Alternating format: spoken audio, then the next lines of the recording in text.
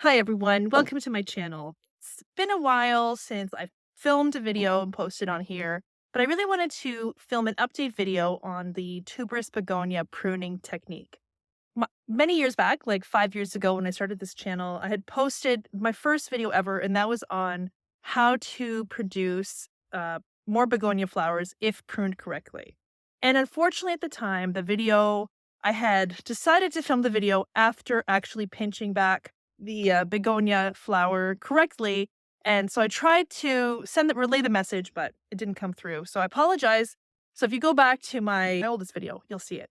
But I'm going to show you today how to properly prune begonia flowers in order to have more blooms. It works. I've been doing this for many years. And today I actually have flowers in front of me that I can share with you and show you exactly what to look for so that it's easier for you to prune your begonia flowers. I'm going to flip the camera, but before I do, thank you so much for coming on here and watching my video. And if you like what you see, please be sure to subscribe to my channel, and I will be back. I will be posting more this year. Let's get started. Here's my tray of tuberous begonias. So tuberous begonias are these gorgeous double blooms. They do not produce seed.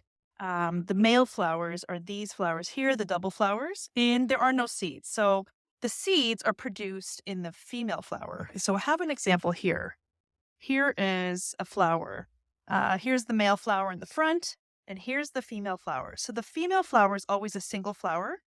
The male flower is always the double flower. So that's how you can identify the two of them. The male flower does not produce seed, while the female flower has the egg sac in the back, and it does produce seeds, and that's where the seeds come from.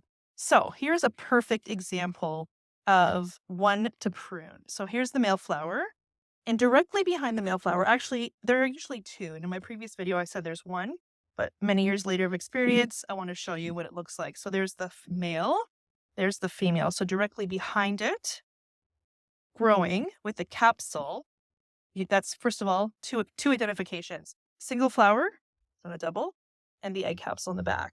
That's a seed capsule. So that's how you know that's the female. So we're going to take that off, and all you do is just pinch it with your hands. Now here's the other one.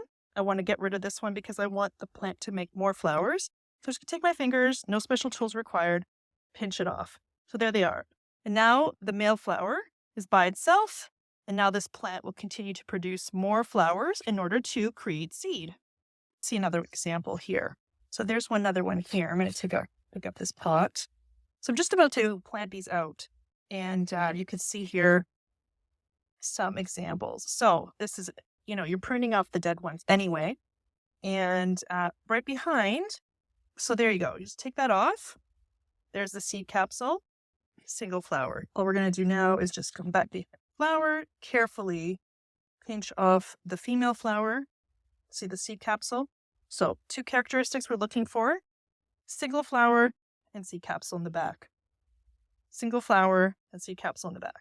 Now we're going to look all around that flower to see if we can find more female flowers. And I'm not seeing them just yet. I'm just seeing male flowers.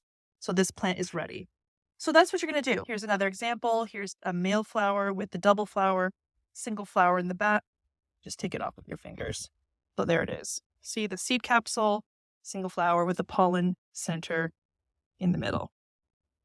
That's all you do when you're managing your tuberous begonia flowers. Now, other begonias may be different, but in terms of the tuberous begonias, this is what you do in order to have more flowers is you just constantly go around. Now, they don't produce them that often, but when they do create a new flower set, there always will be two female flowers directly behind the male flower. Take those off and you'll have more flowers continuously through the season. Stay on top of those plants. Also be sure to remove any tired, wilted leaves, any yellowing leaves, as well as any flowers that may start to fade. So that's it, you guys. Hope that was helpful. I'm getting eaten alive here by mosquitoes and black flies, so I'm going to head back inside. But if you found this helpful, please be sure to click the subscribe button, and I'll be sure to see you all soon with another video. Hope you're all having a great day, everyone. Bye for now.